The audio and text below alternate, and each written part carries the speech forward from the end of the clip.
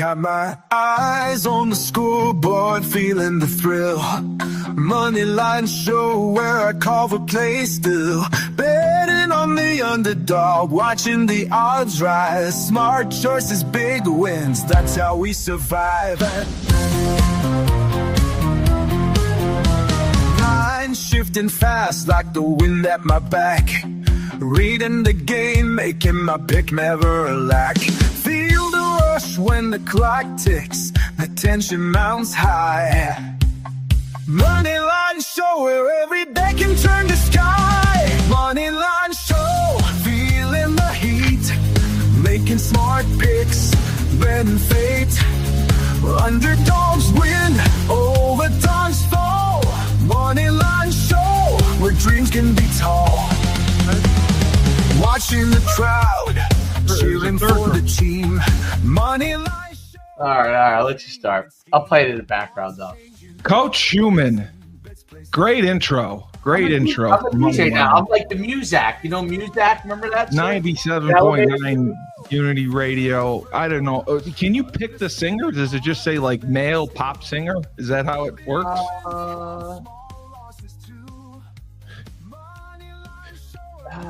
Because I want to sing. Maybe I could get a gig doing that. Yeah. We got to start making some picks every week here if we're going to stay with the theme of the music. You're saying we're making hot picks and you're winning cash. What do you want to pick? Baseball games, or do you want to pick the NBA? NBA coming up. All right, pick the NBA. Yeah, hockey playoffs. I mean, okay. What I can't wait to do is play Billy's Brave Brew again. That's my favorite name of any of the songs I have. Billy's Brave Brew.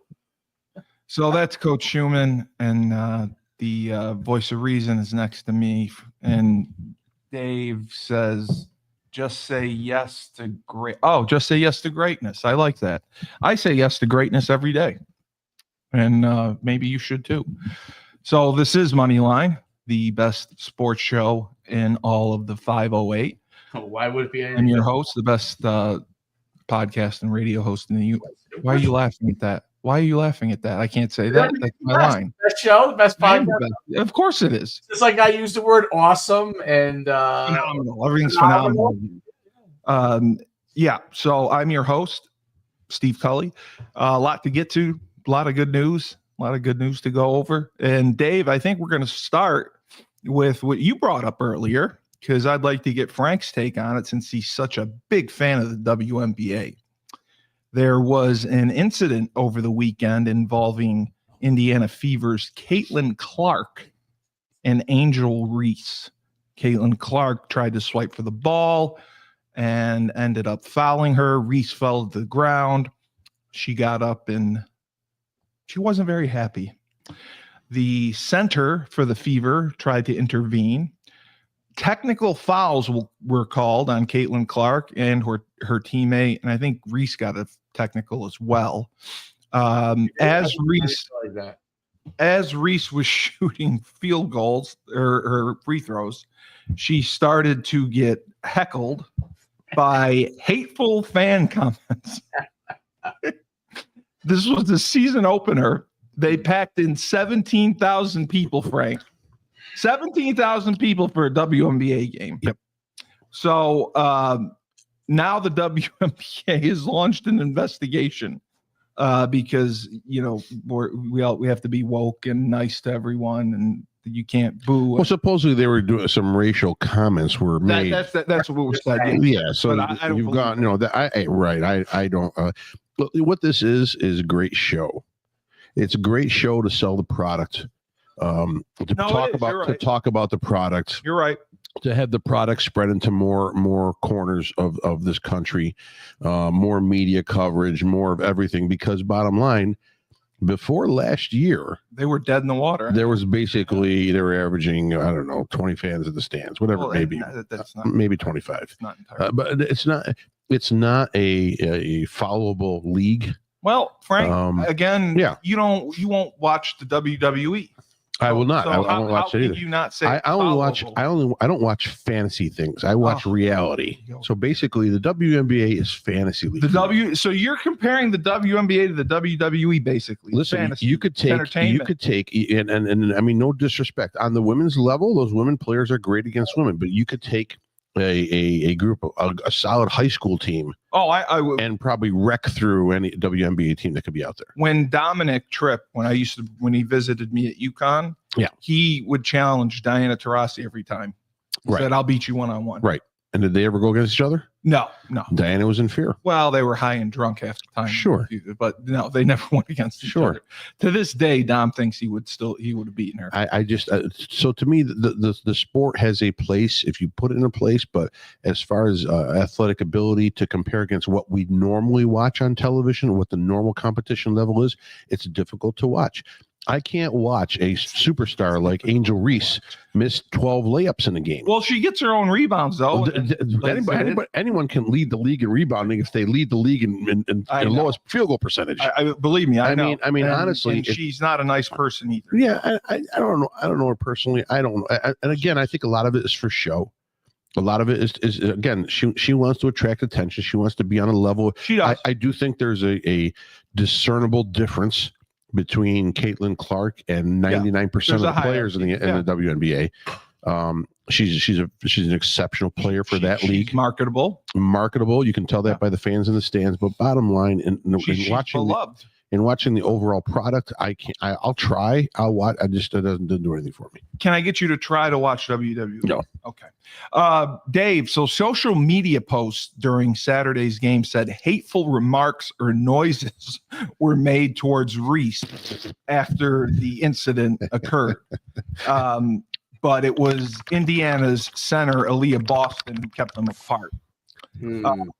Clark's foul was upgraded to a flagrant foul 1, and both Reese and Boston really received technical fouls. Boston was stunned when told after the game that she had a technical despite trying to diffuse the situation. So now, as Angel Reese is shooting her free throws, she's apparently being harassed and booed and, called certain things. And, it's inappropriate. We keep uplifting each other and speaking out on these things when it is needed. Was the quote of Dewana Bonner. She's in her 16th season in the WNBA, her first with the Fever.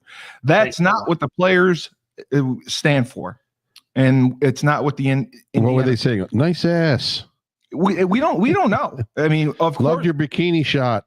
But this is what I don't understand. She says, of course, we want a tough environment for opposing teams to play in, but basketball environment is where people can still enjoy the game. So I think this is completely blown out of proportion. Well, I'd like to know what was said. Nobody knows what was said. Make a layup. Even Angel Reese and Caitlin Clark after the game said it was no big deal. I mean, they said it's just part of the game. Nobody expected it to go as far as it did. I'm shocked that they're going to waste time, money, and resources investigating it, and I think it's completely ridiculous. Frank, do you obviously feel the same, right? They're going to spend money. They don't have any money. Yeah, they do. They're funded by the NBA. The league's like $50 million in debt every year. They are, but that's why they have the and NBA. They're going to spend more money on what are they going to? Tell me how are they going to investigate this? Maybe we'll go. I know the guy to investigate it. Who? Johnny Cochran. Who? No. Who? It's like listen. And Billy's the liquor guy in. Not only oh my God! Why do you have to go there? Not only will he find out who did it, but he'll have sex with at least 2 or 3 WNBA players. WNBA players. We'll sit him in the section. Oh my God! As a fan, he'll sit in the section as a fan. What is wrong with you? We're gonna send in Billy, the liquor guy in Indiana. Well, he's gonna sit in the section. He's gonna come out with 2 old ladies from a 70-year-old man. Yeah. Yeah, he's gonna wear a MAGA hat in the stands, and he's gonna start yelling shit at Angel Reese. And is that a vape? Do I see He's gonna join in and see how many other people join in on it, and then he can finger him. There he is. That's the guy. That's the guy. That's the guy. Well, listen, I compare it to, if you guys remember, the Duke volleyball situation against BYU. Yes, and Dave, I told you that's how I found Turtle Boy. Turtle Boy was the one that broke that story because he went through the film and could see and hear everything. And the BYU basketball players were right behind the Duke bench. And BYU had several African-American basketball players. So if someone was dropping N-bomb after N-bomb after N-bomb, someone on the basketball team would have heard it, and I don't think they would have let it go. So that was a very I think send Billy the liquor guy in there. You know what? I'll text him. I'll send him a text if he wants to go to Indiana. Well, he's great with women. There's a lot of women. He is great with women. Young women too. He could get to the bottom of it. He can write up citations. He can write up citations right there, right on the spot. Citation for heckling. Yeah. Okay. Well, that's enough of that. I think it'll be phenomenal. That's episode 2. Billy the Liquor Guy saves the WNBA. You just ruined everything for me. The second big news of the week. We'll start with Frank. Major League Baseball Commissioner Rob Manfred just took Pete Rose off the ineligible list. Wow. Along with the 1919 Black Sox, including shoeless Joe Jackson. You didn't know this, Dave? Wow. No, did not. And his argument was they were banned for baseball for life. Their life is now over. They're dead. Therefore, they serve their sentence and are eligible again. Way to celebrate them. So that's how he put the argument and why he reinstated them. That's sad, I think. Yeah. So we're waiting for the future deaths of McGuire, Bonds, Clemens, Sosa. We're waiting for these guys to die, and then they'll all have their moment in the sun. While they're 6 feet under. They're not banned though. I mean, they're technically not banned from baseball. They're just shunned. I guess they're blacklisted. They're not going to be. There's not going to be anything put up like that. And those guys, they should be. They should be eligible. I agree too. But Pete Rose's daughter had a meeting with Manfred, I guess, that made impact on him. Pete Rose died in September. He was 83. Yeah. He was very close to reinstatement in 2015. That's when he did his application. And the commissioner's from Rome, New York. Manfred is? Yeah, he's from here. He's from Rome, New York. Well, that's why he's a douchebag, though. Yeah. Well, Manfred basically said in 2015 that he did not believe Pete was remorseful, learned his lesson, gave a shit. So he denied his application be reinstated. It's a garbage move. I don't think. I think they should have reinstated him. Right. I mean, there's a lot of people that don't, but I think they. The problem is that. I mean, he did the worst thing possible, which is betting on his own team. Yeah, but he bet on them to win. I understand that, but when you're involving the and he was a player coach at the time, right? You have direct input on that. Sure, yeah. That's the worst possible way of betting. If you're just betting on games and you're betting on the Yankees and the Mets, and you're a Reds coach, all right, whatever. I understand you can't bet. That's the rule, but not crazy. But betting on his own team in through there, that's kind of what threw a wrench in it. And then his whole arrogance throughout his lifetime. Well, he always thought he was going to get reinstated. Right. He never anticipated that it would last as long as it did. Right. Exactly. He didn't think it was that serious. Exactly. But I just think it's a douchebag move, realistically. And I'm glad it's happening. Did he bet on baseball or that he got reinstated? No, that he got reinstated to be able to be eligible to vote. You think that's a douchebag move? No. No, excuse me, that he got banned, but I think it's a douchebag move now that he reinstates him. Yeah, it's like an after the fact thing. I mean, well, the whole idea of going into a hall is to be able to have that day of commemoration, to be able to have that honor, to be able to have that, and it never fell through for this guy. because I think there was such a who was the commissioner at the time when it Bud was Selig. No. Oh, the guy that initially suspended Bart Giamatti. He died like 2 days after it happened. Yeah, but what my thing is that there was such a grudge from the commissioner's office towards Pete Rose because Pete wouldn't suck their balls. Yes, 100%. You know what I mean? If he just went in there and said, I apologize to everyone and I'm totally wrong. And he came out and admitted it was true, and then he went, he's gone back and forth. Right. But Pete, now he doesn't remember. But that's what made Pete Rose Pete Rose. I mean, he's an arrogant guy. He's a confident guy. I don't think he's not going to arrogant. He's Charlie Hustle. He played hard. But he's always been an arrogant dude. Always. Really? Yes. You think Pete Rose was arrogant? Absolutely, and the way that he talked to reporters, the way that he talked to he didn't like involved in baseball. I'm just telling you right now. But that's part of what makes players great. Well, you have to have confidence. Exactly. But I just think it's a douchebag move by the. I'm happy it's happening, but it's after the fact. Yeah, it sort of takes the whole. It takes the whole fire out of it. I mean, what it does makes baseball look bad. It doesn't make baseball look good. Well, his justification makes sense. He was banned for life. His life is now over. Therefore, baseball killed him? No, but the commissioner's office killed Pete Rose. He was banned for life. Yeah. He's dead now. Yeah, they killed him. He served the sentence. They killed him. They took the life right out of him. If they'd have put him in the Hall of Fame or had him at least you know what? After so many years, Pete, we welcome you back. We understand it was a mistake. I agree. I think they should have. And maybe the guy is still alive today. He died because the commissioner's office strangled him to death. We don't know that. Sure we do. You're making unfair allegations. So does everybody else. Who cares? You could be sued for defamation. Joe Biden is totally competent. Remember Joe Scarborough? F you if you don't believe that Joe Biden is Dave, I know you're not really a baseball guy, but do you have any thoughts on this besides a one-word answer or not really? I do have I think it's a shame that there wasn't a better opportunity for people to I don't know how be much inducted to him, but to be inducted. I think his on the field stuff speaks for himself. I think there are flat out criminals that are in the different Hall of Fames. Right. So OJ, there you go. Good example. OJ, right. You know, he didn't kill anybody. Gambling is now. Listen, gambling's. You're not allowed to gamble on your team. He just hurt himself. Yeah, I mean that part was stupid. Was OJ removed from the Hall of Fame? No, that's what I'm saying. Oh, he's still in there. Yeah. Okay.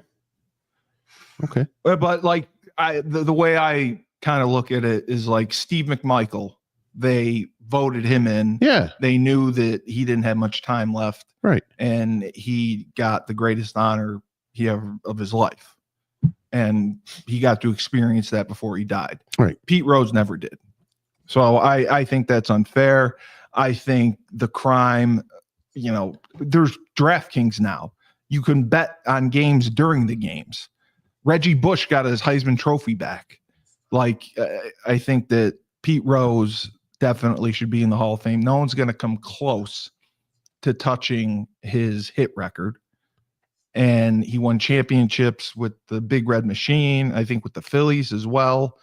So, and then if you look at the 1919 Black Sox scandal, that's even worse in my opinion.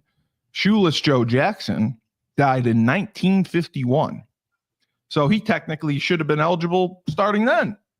And he allegedly was not part of the take, the throwing the series. I don't know, Dave, if you're familiar with that at all. Shoeless Joe, I am. Yeah, I watched the Black. What was the great movie? Well, there was Field of Dreams. There was a documentary on it. 8 Men Down, I think it was. 8 Men Out. No, that. What's that? 8 Men Out. 8 Men Out. That was it. That's the movie I saw. So my thoughts on this too. Throwing the World Series is well, I think that's. But they were not. There's nothing worse. Any money back then. No, they weren't. Not like today. Okay, no. So it was terrible. They were shamed for a long time. I think the guys that the team should never get in I think they should evaluate each person case by case, like you were saying. Shoeless Joe wasn't necessarily a vote. I don't know, Well, they never found evidence that tied him. Shoeless Joe was never in on it. Remember when the guy couldn't read or write? He was illiterate. Okay, he was illiterate. His number wife one. used to sign his heart. How'd you know that? I listen. Okay, Steve, I'm the voice of reason. Yeah, that's true. Bottom line, he was illiterate. Yes. Okay. Yes. And realistically, he never ever consented into it, because if you look at it, if you're throwing a World Series, he played great. You're not batting 380 in the World Series. Or whatever, he hit a home run. You're not. Yeah, you're not. So you're not. So, but for him to be bundled up with everyone else, I mean, I think that's a travesty. Yeah, and there was one player who I think said that he was involved, and that's what caused it. There was another player who got banned just because he knew about it and didn't say anything. So I think that at the time they were trying to make a point to him. They're trying to make a statement, because whether they didn't get paid, they didn't get paid a lot of money or not, but there were probably a lot of people betting on that. And no, the bets swing huge. Yeah, and that's when it was the Reds. The World Series was like a 9-game, nine game World Series. I think, yeah, they won in game 8. That was the victory. But I don't know if Shoeless Joe has any relatives left, but I hope he gets into. But the soonest that Pete Rose, Bo Jackson, I think Bo Jackson is one of his long lost relatives. Oh, no, I don't. Okay. So the soonest that Pete Rose can get in is 2027. Do you think that he will be getting in automatically? Really? Yeah. First year of eligibility. First year eligibility. Why not? Get it over with.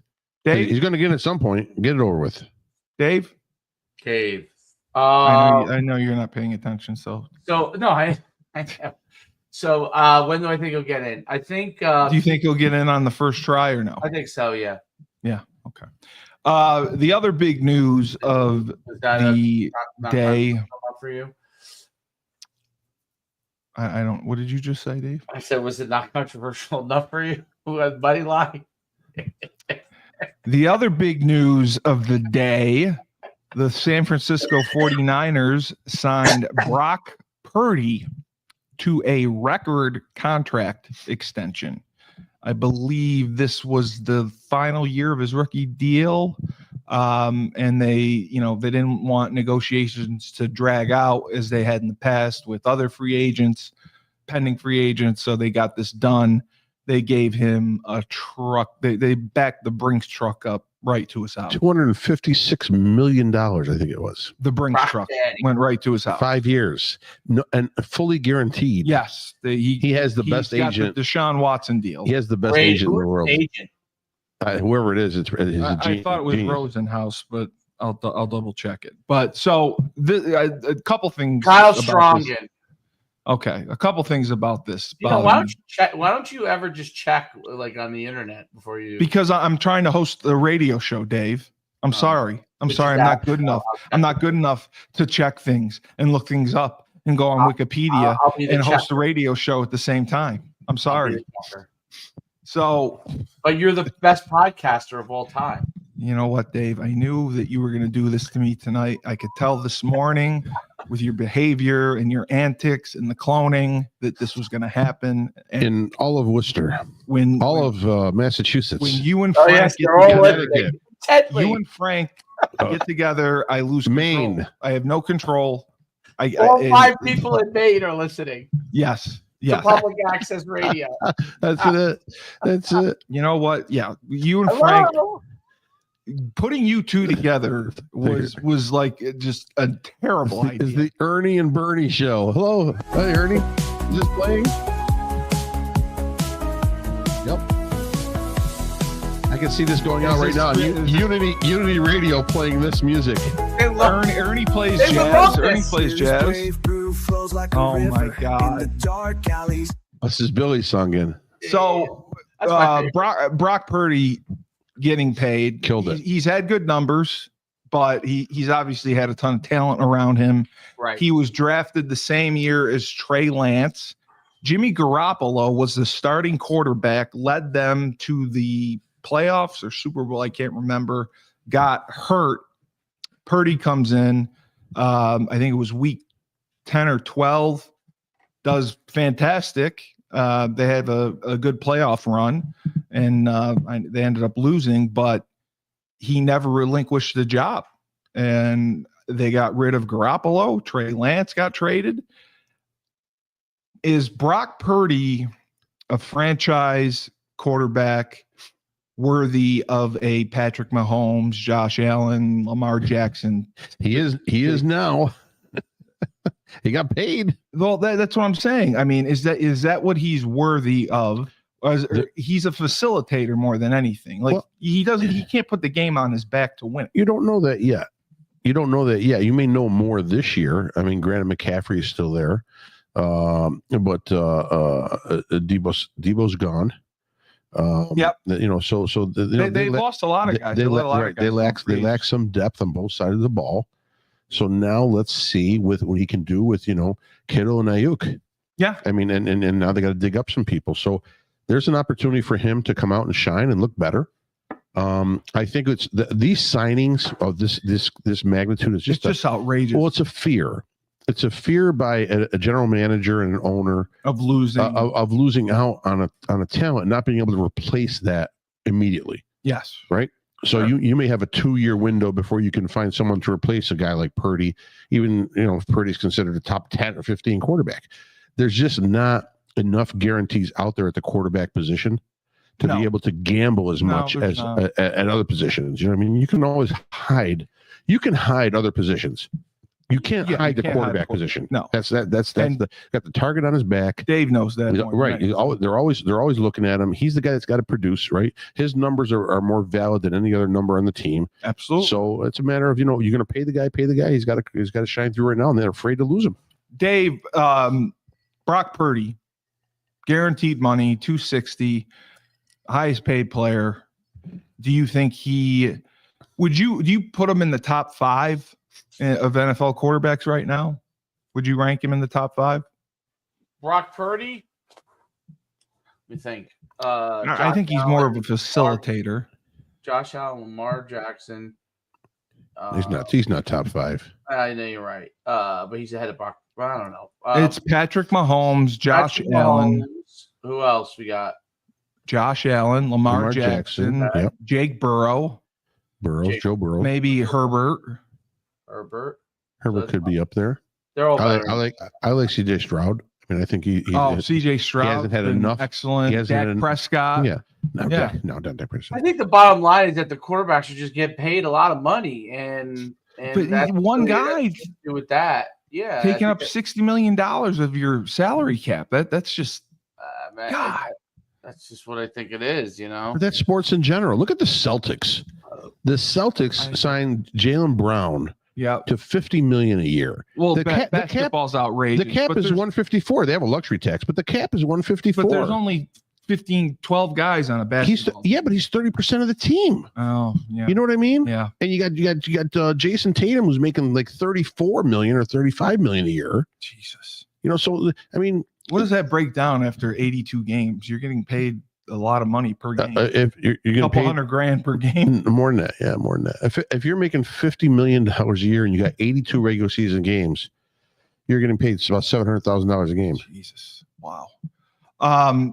So your prediction for the San Francisco 49ers, the AFC West, not necessarily a tough division. No. Seattle's going to have Sam Darnold. They could be great. Who knows? They were 14-2 last year. Right. San Francisco was 6-10.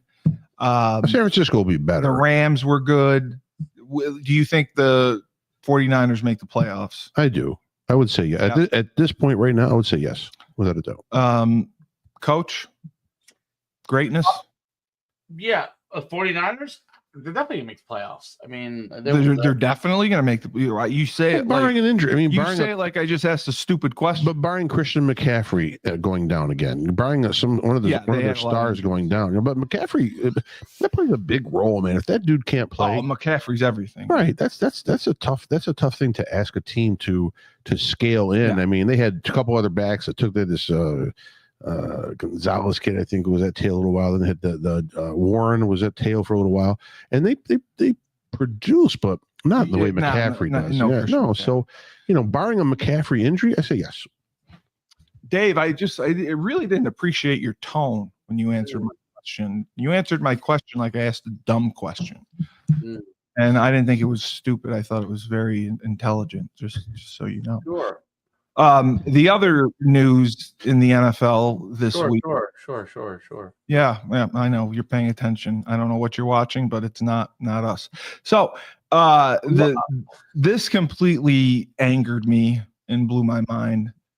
The Cincinnati football Bengals call Trey Hendrickson, tell him, hey, you need to come to the office. And he lives in Florida. Hendrickson is negotiating a long-term deal. He's on the final year of his contract. Now, he signed a 2-year short-term extension under the promise that he would receive a long-term extension and be paid afterwards. Trey Hendrickson led the NFL in sacks, 17.5 sacks. Great guy, great teammate, doesn't cause drama, very good with reporters. He's a leader, just everything you want in a teammate. He goes to the Bengals, and I'm sure he was expecting his new contract offer. He gets there, the front office is there, Zach Taylor, the head coach, is there, and he was informed that, hey, Trey, if you happen to miss any of minicamp, you are going to be fined like everyone else. Trey Hendrickson proceeded to get in his golf cart, and a guy who rarely talks to the media stopped and had an impromptu press conference on his golf cart. And he just was baffled by the whole situation, the lack of communication. He just feels unappreciated, and he is going to hold out the season if he doesn't get a new contract. Should. Yeah, so that's what I was going to ask.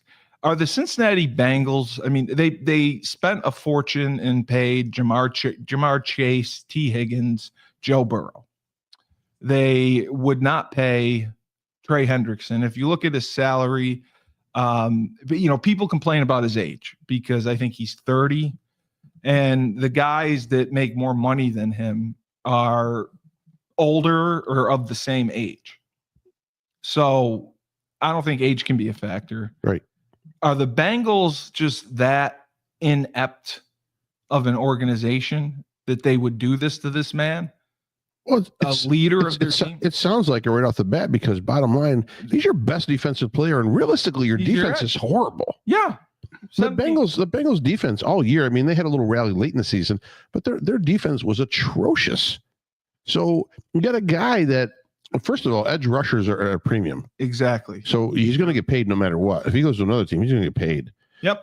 So why would you not keep your best player, who's an edge rusher and who led the league? Defense is bad. On defense is terrible. He led the league in sacks. Well, the Bengals argument is his age, and he doesn't play the run well. All right, great. So he still had find me an edge rusher that plays the run fantastically. Please. Micah Parsons does, I think. No. Julius Peppers. They run right at him. Julius Peppers. He's been released. This is his third time he's been released. He's been in the league for a while. Yeah, they don't. No. Find me a rush. Julius Peppers is still in the NFL. Yeah, he was released by the Browns. Yep. Wow. Last week. So find me to name me an edge rusher. Right. Okay. That can play the run as well as just getting up the field and getting to the quarterback. You know why? They don't want to play the run anymore. They make all the money when they have sacks. They don't make money for tackles. The league is all passing. Exactly. So the Bengals handled the situation horribly. Hendrickson is going to hold out. Dave, do you think that Hendrickson will get a contract extension? Do you think he will get paid what he's worth or close to it? Or do you think that the Bengals force him to play out the final year of his contract, which basically means he's going to sit out, and that'll be the end of it? I don't think he's going to sit out the whole season. I think they're going to give him a contract. I think they'll realize their mistake. I don't know how much cap room they have, but yeah. I mean, I don't know why. I think Frank's point's pretty good on this. Is that I don't know why they would alienate him like that. He's a good guy. He doesn't cause problems. He makes plays. Yeah. Like he I feel like he was lied to. The organization took advantage of a good guy, lied to him. Yeah. Said we're going to pay you, and then they bring him to the office. Said, "Oh, you don't come to minicamp. You're fine." Bengals are going to have 18 million in cap space.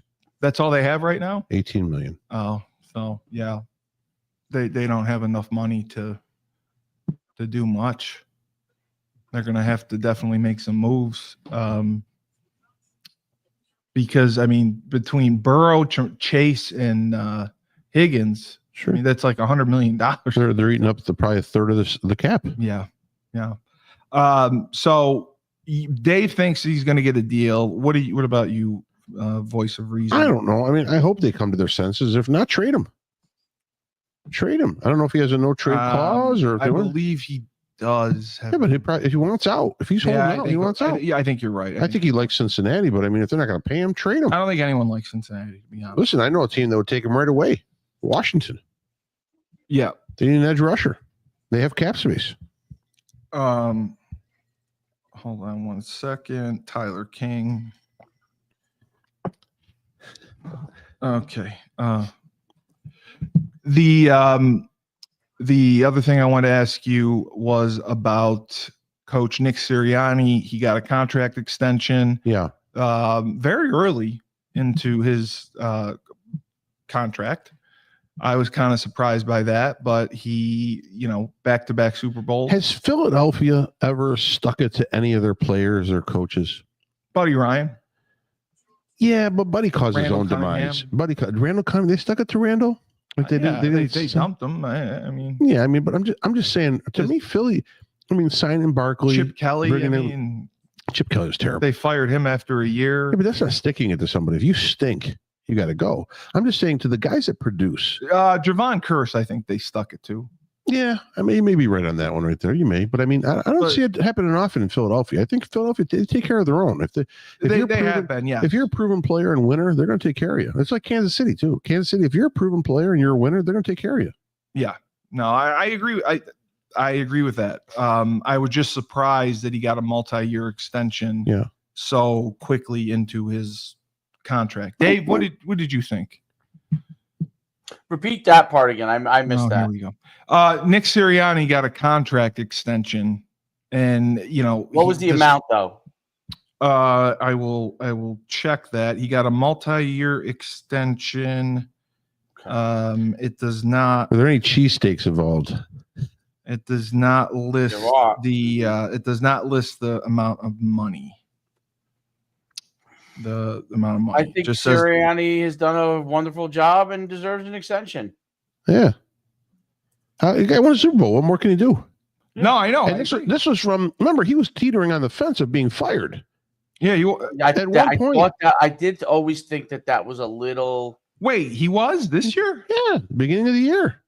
Going into the season, beginning of the year, lost one early, and they're like, "Oh my God, here we go again." We don't want a replay of last season, and we think that and Nick is teetering. Nick's got to prove this, and Nick's got to prove that. They won a Super Bowl. No, they did. They did absolutely. No, I agree wholeheartedly with that. To get a contract extension so short into the contract, right? That was surprising. No, that's good. It's a good move. The other lingering question. I'll start with you, Dave, since you don't pay attention. Why have I not answered every question? You have, but I can tell you're watching something and it's irritating me. Why do you think the Atlanta Falcons have not screen above my computer? I don't like to look at the computer. I know Frank's watching it too. Why do you think the Falcons have not traded Kirk Cousins? He's going to be $180 million backup. He got a $10 million extension already. I mean, a bonus already. Like, why would they do this? Do you think they should keep him in case Penix gets hurt or whatever? That's a good question. I don't know. I think that he's getting what, $18 million you said a year? No. His contract is worth $180 million. Over how many years? I think he's got 4 years left. Jesus, $40 million to be a backup. Let me just I'll double check the numbers on that. Well, because they're not paying Penix, so it doesn't matter. He's scheduled to learn. He's going to earn $27.5 million, fully guaranteed. Flacco's got to be pissed. He's like, I'm a backup. I'm getting just a few mil. They signed Cousins for $100 million 14 months ago. Jeez. And so that happened. Yeah, that's true. I mean, that's another one of my issues. But what's that? Well, I think the contract structure in the NFL is horrible. If you're a rookie, you have to sign for 4 years and an option for a fifth. The average NFL career is 3.3 years. So by the time guys hit free agency, they can get franchised. And by the time they're at that point, they're at an age where teams aren't willing always to invest in them. So I think they get screwed. I think they should get 3 years and be able to hit free agency. I think realistically, they end up with 6 years sometimes. Because the 4 years, the option, and then they get franchised. And Kirk Cousins is one of the few that got franchised twice. Mm. So, yeah, I just think NFL contracts are completely one-sided and BS. Well, if you're getting franchised, you're making top dollar. No, it's not top dollar. It's it is. top 10%. No, yeah, okay. So you mean top 10%. What's? I mean, you can't complain on that. I just think it's unfair. I think you let them hit free agency. I think the league has too much control. The league has too much control. Yeah, to force rookies to sign basically 5-year contracts, it's too long. Not when the average lifespan in the league is 3.3 years. The last thing I wanted to ask Dave, we talked about it earlier. Frank, college football is apparently looking to go to adding practices in the spring. It's going to be like an OTA model. You will have your 15 practices, one of them being the spring game, and then 7 OTAs afterwards with a 3-week break, I believe, in between, something like that. Well, what was the date they were going to do that? It wouldn't start until next year. No. Dates. I mean, as far as spring practice, is going to be consistent. Well, it's different for everyone when they start. Yeah. Like Randy used to do it super early because he just wanted to get it over. They should make that consistent. It's tough because of the weather and everything. No, because of the transfer portal. Yeah, well, that's why I think they should have one transfer portal and it should just be after the season. But if they don't have one transfer portal. No, if they have 2, then it screws everything up. Yes. But essentially, Coach Frank, every year these college teams have so much turnover. They're basically a new team. Correct. They're basically an NFL team. Correct. We were looking at the UConn roster. There's 32 new players. It's so outrageous that this is happening. They're basically turning into the NFL. They have the TV money now with the NIL money. Yeah. Now we're adding practices. The coaches can work with players all summer. Right. I mean, when is it going to end, or is it just going to get worse?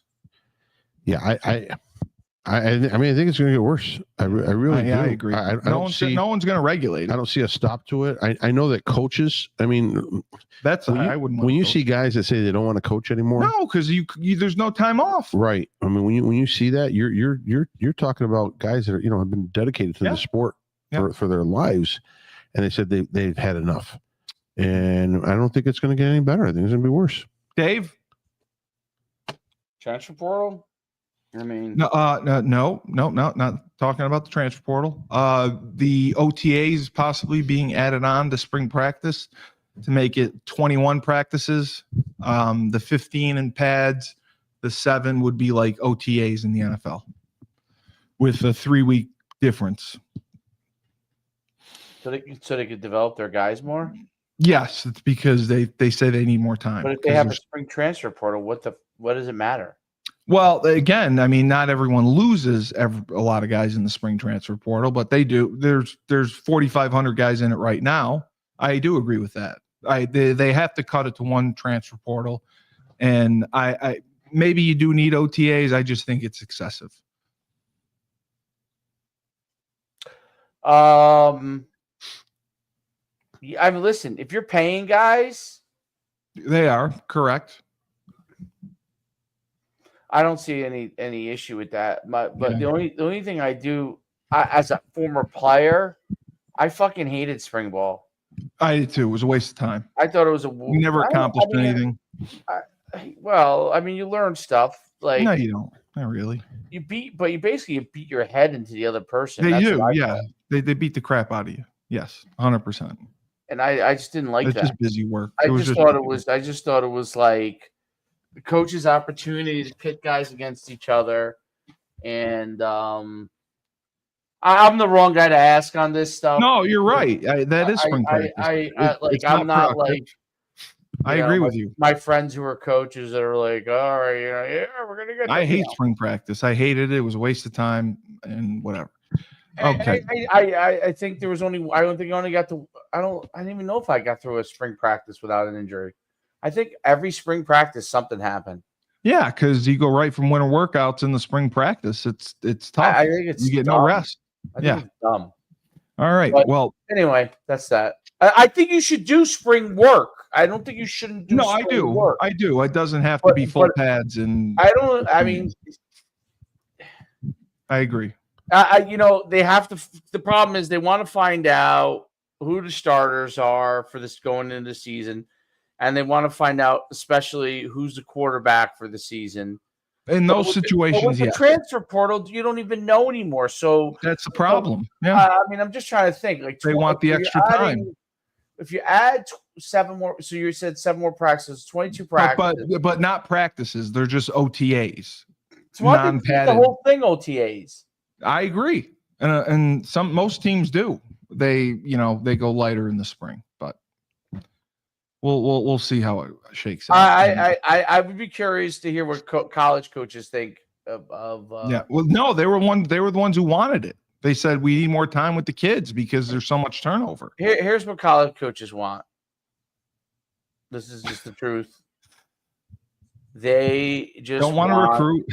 They just want more time to be able to do what they think their job is. Install more shit that they don't use. Install more shit they don't use. I hate that. I hate that. Prove that they're coaches. They're getting paid a lot of money at the highest level, not the lower levels, but the highest level. No, you're right. It's 7 figures. It's an opportunity to show what you could do. I view coaching as like, listen, there's a lot of great guys that are coaches. Most of those guys are high school coaches and maybe D3 coaches, the college coaches now. When you get to the higher level, dude, it's no different. To me, it's no different than Wall Street. Okay? I was going to say that's my equate to it. Yeah. And Wall Street, your job is to cutthroat. Yep. To develop as much as you can to get to the next level financially, and to become the best at what you're doing. And no matter where you got to go to do that, to build your resume and to build your financial background, and you have to do well with clients, just like you do with football. You have to make players better in the time you're with them. Same thing as you make people money, you're going to move up, right? So, but it's cutthroat, man, and I just think that's what college football is. You know what I mean? Like I don't see it. I think NFL is different. It is. The NFL's improved. College football's gone backwards. I used to love in college. We do the installs. We do all the board work and the video, and then the install in the week. Yeah. And it's like week 3, week 4, week 5. We still haven't used this fucking thing. No, hey, coach, we're down by 18. It's in the 3rd. Are we going to use one of these fucking plays? No. Why would we? That we've been storing up in the bank? No. They were saving it for a rainy day. Horrible. All right. Well, this was a banner money line. Wait a minute. Stop. Give us. We got NBA conference finals coming up right now, right? So we have Minnesota and Oklahoma City. I know. I saw that. And we have New York, the New York Knicks, against the Indiana Pacers. They're on a great run. Give me a opening game prediction. Game 1. I'm going with the Knicks. Knicks at home. Okay, Dave. Knicks at home. I like the Knicks. I think they're good. I do too. I'm going to say Indiana at home. We'll get Indiana at New York. We'll win game 1. I think the Knicks will win the series. I want the Knicks to win the series. I want the Knicks to get in the finals. I want all that exuberance and craziness in New York. I think it's fantastic for the state. How about Minnesota and Oklahoma City? Now, Oklahoma City is fantastic. So, they're at OKC game 1. Dave, what do you say? All right. Well, who's the stars of OKC? I'm not too familiar. OKC. Shai Gilgeous-Alexander is probably going to be the MVP this year. Okay. He's their guard and basically their star. Chet Holmgren, the 7 foot, 190-pound guy. Remember him? He was a high school and 1 year sensation out at where was he in the West Coast there? Played for Gonzaga one year, and then he left. Yeah, like Adam Morris. Yeah, exactly. Yeah. So Lou Dort, they've got a Williams. They've got a bunch of players. They're just very good. Alex Caruso is on that team and playing very well. Yeah, I'm going with Minnesota. You're going Minnesota at OKC game 1. Yep. Is Minnesota they're going to be Giannis? Minnesota's Anthony Edwards, Rudy Gobert. What's that? Yeah. Right. Rudy Gobert. I'm trying to name a couple of guys. Milwaukee. Yeah, that's right. Yeah. Anthony Edwards. I love Anthony Edwards. He's very good. Yeah. Oklahoma City. I'm taking Oklahoma City at home. I'm actually rooting for Minnesota. I'd like to see. Even though I hate the city of Minnesota. Well, they have a nice mall. Yeah. So. And I want to fill wait, you hold in. on. Have you seen the mall pictures? Yeah. Yeah, the riots, the 300 people storming the mall. Was that in Jersey? That one. That was in Jersey.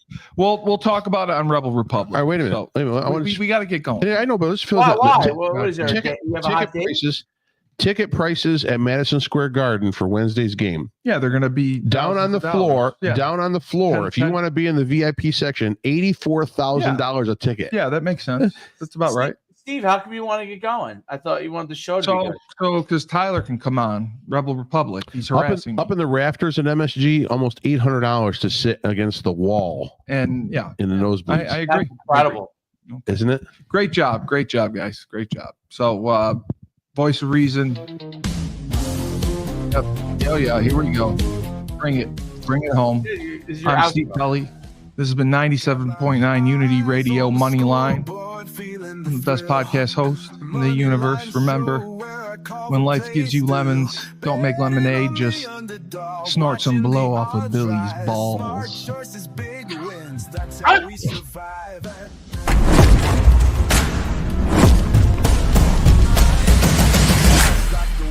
My back.